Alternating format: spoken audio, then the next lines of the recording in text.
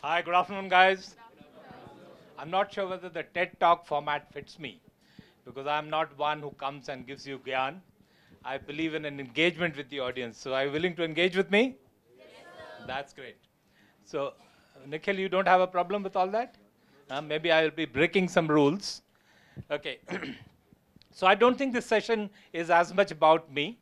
I think this session is more about you. So while I don't have a prepared text or a speech, maybe I'll depend on some of the slides that I put together. But let me try and share with you why am I here today at UPS.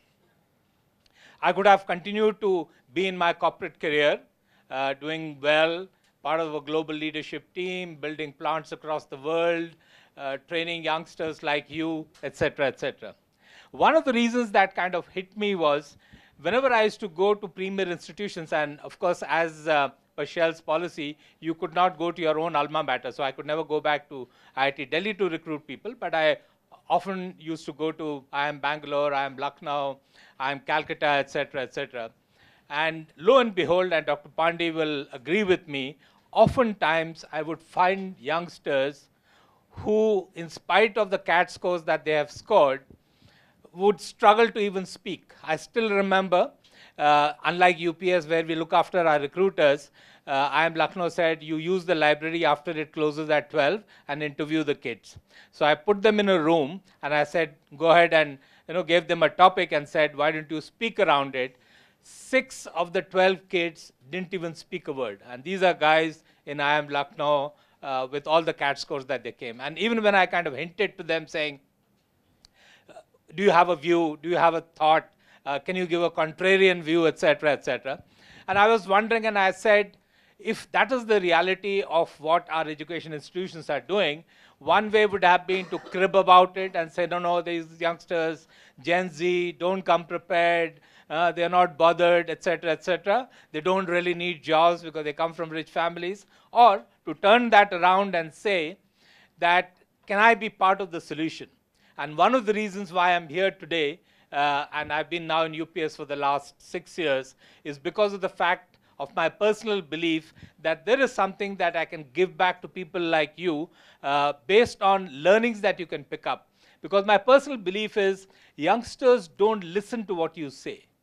They actually see what you do and then pick that up and then go and do it in their lives. And therefore, a lot of teaching and learning which is about sermonizing and telling people what is right, what is wrong, what is to be done, values, ethics, etc., just doesn't work. I'll give you an example. When I came in here in 2011, we had a small experiment in UPS outside Nalanda and Takshila, which are our 2 key academic blocks. I put a cookie jar which had 5 rupee, 10 rupee, 15 rupee chocolates. And there was a notice sticker there which said, if you take anything, put that value equivalent of money back into the jar. So if you took a Kit Kat for 10 bucks, you have to put back 10 bucks in it, and you could enjoy your Kit Kat.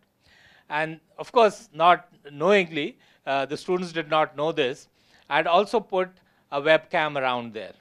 And you should see the behavior of kids. These are 5 rupee, 10 rupee value chocolates. So if there is a faculty moving around, they will take the chocolate, take their wallet out, put the money in. And whenever they would find that there is no faculty, etc., they'll quietly keep the Kit Kat and walk away. And every day, I would publish the scores, and I think Surbhi was there in the College of Business those days, saying what was our score. And lo and behold, our scores never moved beyond 29%. So of the value of chocolates that went out, only 29% of the money actually came in, which made me realize that there is a challenge around what is it that we believe and engage with people and communities in. So I started going out to hostels, etc., to try and work out and really impoverish the minds, because there is something that you need to connect with and believe in yourself. So if I were to look back since the morning, there have been a large number of speakers. What do you think was common amongst all of them? Yeah? They never? They never gave up. But more than that, what was very common amongst all of them? Sorry? Yeah, but success followed something. Passion. Passion. Round of applause. Who said passion? Ah, fantastic. Give a round of applause. I think passion is something that you must have. And sometimes you acquire passion because you don't know what it is, and you get into it and start acquiring it. Sometimes you get it internally and have it inherently. So let me ask you a politically incorrect question. How many of you are here and doing a program that you are passionate about, and not one which gives you a job with a great salary or your parents forced into it? How many of you are not following your passion here? 1, 2, 3, see? Slowly the hands go up. So I'm not saying it's a crime. That's okay, because every time when we have the engineering programs, I ask the same question to our engineering students, saying, how many of you actually want to do engineering? And roughly about 25–30% of the hands actually go up, and Dr. Shiri has been part of many of these meetings. And when I asked them, what is it that you wanted to do? Many of them said, I wanted to be a journalist. Somebody says, I wanted to write poetry. Somebody says, I wanted to go to the merchant navy, but my mom never allowed me to do. The point I'm making is, at certain points in times of your careers, for whatever situations, you may want to get into a program or a discourse or do things that may not be your passion, but it's important for you to really discover your true passion and then try and work out a mechanism to address that issue. If you can combine your career and passion, nothing like it, but many times you can't, and therefore you have to earn a living, which is important, because while I might turn around and say money is not important, money doesn't give you happiness, but I can guarantee you one thing, that lack of money can give you a lot of pain. So there is that base amount that you need to earn. What is it that you need to decide? I can't decide that. And therefore it's important for us to find that passion in life and work that through. So even in this room, I found at least 15 of you who said that you're not following your passions. So don't get worried. Don't go and write to your parents, I'm quitting UPS and coming home. Don't do that. I'm saying reflect it, think about it, and ensure that you work that through without disrupting what you're doing. Because it's important for you to understand who and what you are. I'll give you an example to make my point. Many years ago, I had gone through a personal effectiveness program. Are you familiar with what a personal effectiveness program is? Sorry? Sorry? No, it's not the PEP sessions. So a personal effectiveness program is something that draws you inside out. It's a very cathartic experience over 3–4 days. And I have seen people in those programs literally breaking down, crying, sobbing over each other's shoulders. And it's a 24x3 session, which means the program doesn't stop. So you are in a room where there are mattresses on the ground, and in the corner there is food lying around, drinks lying around. Whenever you want to go and eat, you can eat. Whenever you want to sleep off for a while, you can sleep off. But the session continues to grow. And in one of those sessions, there was a storytelling session about, tell me the story of your life. And one of these youngsters came up and said, I wanted to play the flute, but my father sent me to an engineering school. And therefore, this whole thing happened. That's one story he said. There was another guy who said another story which said, I have wasted 3 years of my life learning to play the tabla. I left engineering school in year 1, went out to learn tabla, and then I came back unsuccessful. And both of the guys were asked saying, how do you feel about it? The first guy said, I'm okay. I mean, I did engineering and I also played the flute, which is fine. The second guy said that I've actually wasted 3 years of my life dropping engineering in year 1, going out and learning to play the tabla, not being successful, and coming back to engineering in the second year after most of my classmates had already graduated out. And there was a message he left around. This guy was a guy called Ganpati Date, a Maharashtrian, very powerful guy from IIT Kharagpur. Do you know what he said? He actually abused him. And he said, Ullu ke pathe, tere ko ye to pata lag gaya ki tu tabla nahi baja sakta hai. That is your biggest learning. So to me, the point I'm saying is that in life, there are things that you need to experiment out. Because people like here who are sitting, great celebrities, they've had successes. I'm sure they've had failures as well. But everybody doesn't go through life exactly the same way. You need to charter your own territory and find out where and how you want to reach there. And there will be these big failures, but you need to see how you want to address that failure, which means, he said, you could have wasted 6 years learning the tabla. At least in 3 years, you realize that that's not your forte, and therefore you come back and work that through.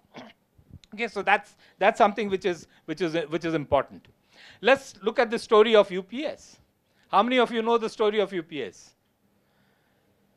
The real story of UPS, how it's okay. So there is Weber Mathur saying there.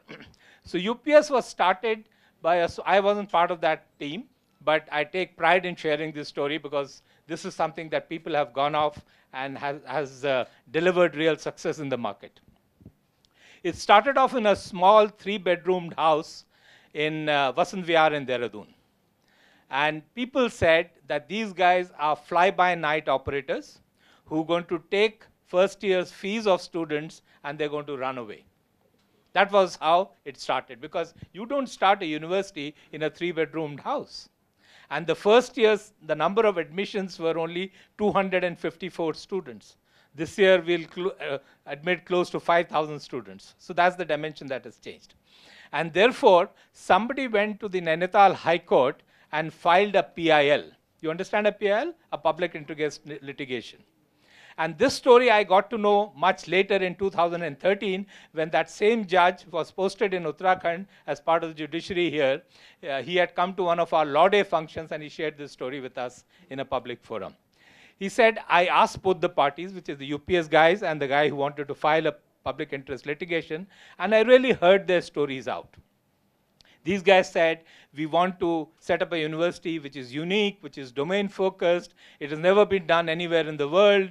We'll be the first ones in this part of the world at least, etc., etc. And the other person was saying, these guys are fly-by-night operators. They have no background in education, etc., etc. And therefore, you must dismiss them off. And the judge said, something happened to me that time when I heard both the stories. And he said, let me give them a chance.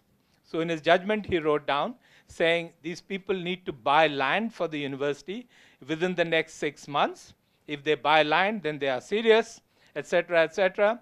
And therefore, the university would run. If they do not show proof of having bought the land, the PIL will be admitted. That was the order he gave out. And sure enough, within 6 months, this land that you see further down on this road, it was elephant grass, poisonous snakes, because that was the cheapest land that was available. There was no agriculture there, etc., etc. And it was bought for a paltry 20 lakhs an acre. Today, that same must be about 2 crores or 3 crores an acre. And that's how the university started. And of course, then they mortgaged that land to the bank, took a loan from the bank, etc., built the first building, mortgaged that building to the bank, and then got more loan, etc., etc. And today we are absolutely bank interest free, etc., etc. So the point I'm making is that you need to have that passion and the belief in yourself. And to ensure that you have the passion and the belief, you really need to ask yourself, is that what I want to do? That's very, very important, because oftentimes we get led by what society says. We get led by where our parents drive us in many cases, and oftentimes our peer group. I'll give you an example to make my point. I had this bright youngster from IIM Calcutta as a management trainee. Bright guy, engineer from IIT Madras, did his MBA from IIM Calcutta, and he was part of my team. He was doing great. He was put in the accelerator model, etc., etc. Yeah. So I'll close this by saying this story. And this guy came and said that I want to quit within 2.5 years of joining. So I asked him, what's going wrong? You're doing so well. You're being recognized. He says, no, I know, I like all that. I like Shell as a company, etc., etc.